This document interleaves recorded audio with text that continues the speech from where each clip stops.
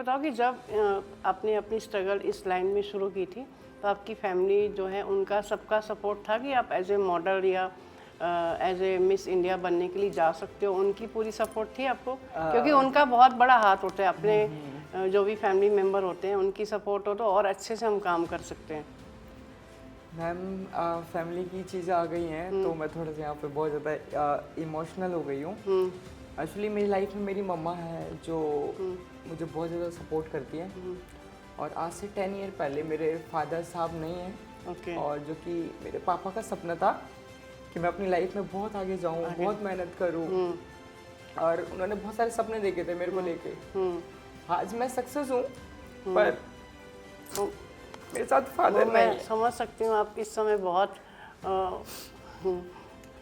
मेरे पापा का सपना था कि तुम लाइफ में बहुत आगे जाओगे। मेरे पापा मेरे पे बहुत ज़्यादा प्राउड फील करते थे कि लाइफ में तुम बहुत आगे जाओगे।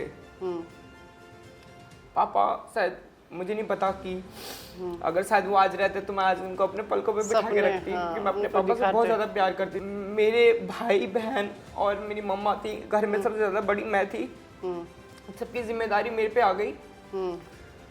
जब उनकी जिम्मेदारी मेरे पे आई ना, तो एक चीज़ लाइफ में ये चीज़ सेट कर लिया मैंने कि यार अपनी लाइफ अगर स्पॉइल होती है ना तो कर लो, अगर 5 लोगों की लाइफ बन रही है ना तो उसे बनाओ।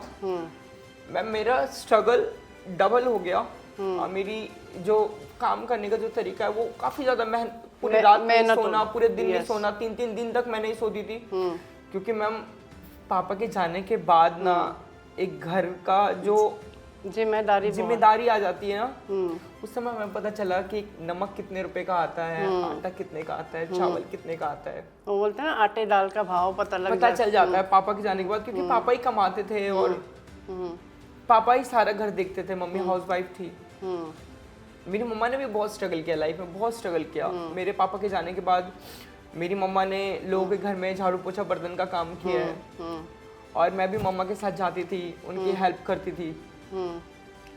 फिर लगा, और मम्मी ने मेरे को पढ़ाई करवाने के लिए वो लोगों के घर में जाके झाड़ू पोछा बर्तन का काम करती थी, और उन्होंने वो वहां से जो कमा के लेके आती थी ना, तो उससे उन्होंने मेरी स्टडी करवाई।